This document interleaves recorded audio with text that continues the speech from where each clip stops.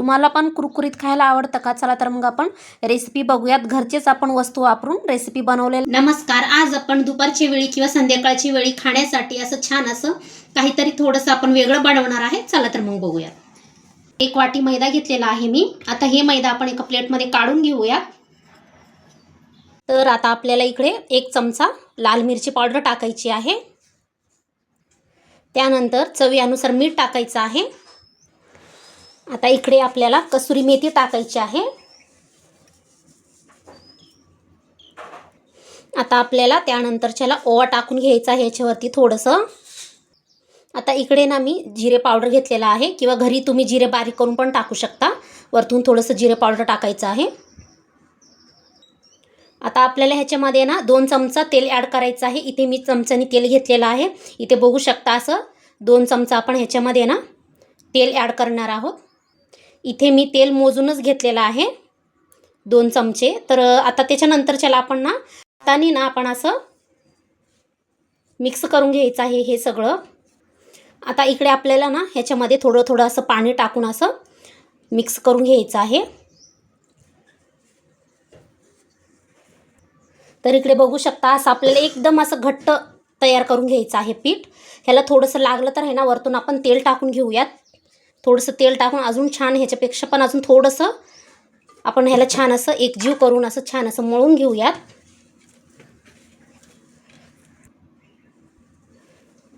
तर इकडे बघू शकता मस्त असं आपलं पीठ मळून तयार आहे. हे आपण काय करायचं आहे आता चपातीच्या आकारमध्ये ना छान असं गोल असं आपण ह्याचं एक चपाती बनवून घेऊयात. ह्याला ना आपण काय करायचं आहे आता तेल न लावता असं आपण छान असं लाटून घ्यायचं आहे चपातीच्या आकारमध्ये. त्यानंतरच्याला आपण पुढचं प्रोसेस बघूयात. आता तुम्ही बघू शकता एक इथं मी छोटीशी चपाती तयार करून घेतलेली आहे. ह्याला आपण थोडंसं वरतून तेल लावून घेऊयात असं. त्यानंतरच्याला आपल्याला काय करायचं आहे असं ह्याला आपण असं फोल्ड करणार आहोत. इथे बघितल्याप्रमाणे असं आपण फोल्ड करायचं आहे. आणि त्यानंतरच्याला आपल्याला वरतून पण थोडंसं इकडे तेल लावून घ्यायचं आहे. त्याच्यानंतरच्याला परत एकदा असं फोल्ड करून घेऊया. तिथे तुम्ही बघू शकता असं ह्या पद्धतीने फोल्ड करायचं आहे. आता इकडे पण असं पण पलटून घेऊयात. ह्याला पण थोडंसं नॉर्मल तेल लावलेलं आहे, जास्त लावलेलं नाही आहे का तर ह्याला आपण अजून तेलामध्येच तळायचं आहे. त्यामुळे आता असं आपण पलटून घेतल्यावरती ह्याला फोल्ड केल्यावरती त्याला काय करायचं आहे परत एकदा असं फोल्ड करायचं आहे. तर इथे बघू शकता असं मी फोल्ड केलेलं आहे. आता आपण काय करायचं आहे ह्याचंच आपण आता चपाती बनवून घेऊया. आपली चपाती इथे बनवून तयार आहे. तर हे बघा इथे असं एवढं बनवून घ्यायचं आहे, जास्त जाड करायचं नाही आहे. चपाती आपल्याला असं पातळ बनवून घ्यायचं आहे. हे बघा असं. आता आपण ह्याला ना कापून घेणार आहोत. एक पीस करणार आहोत ह्याचे आपण कापून घेऊयात. इथे बघा ह्याला कापल्यावरती ना काय करायचं आहे हे आकार आपल्याला असंच ठेवायचं आहे. आणि त्यानंतरच्याला काय करायचं आहे ह्याला असं फोल्ड करत जायचं आहे. हे बघा असं इथे बघू शकता मस्त किती छान ह्याचं डिझाईन पण एक तयार होतो. आणि मस्त ह्याच्यामध्ये ना तेल पण जातं तळण्यासाठी. ज्यावेळेस आपण तळायला टाकतो ना त्यावेळेस ह्याच्यात तेल पण जातं आणि तळल्या पण जातं.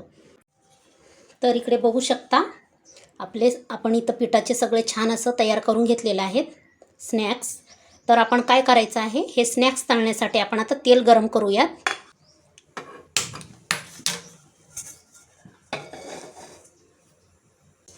हे सगळे आपण एक ह्याच्यात टाकून घेऊयात. आणि त्यानंतरच्याला लगेच आपण ह्याला पलटी करून घेऊयात. ह्याला आपल्याला जास्त लालसर तळायचं नाही आहे, कमीच तळायचं आहे.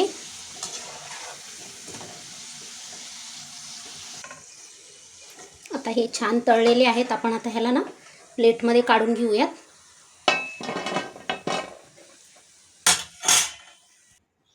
आता आपण हे राहिलेले बाकीचे पण टाकून घेऊयात ह्याच्यात एक.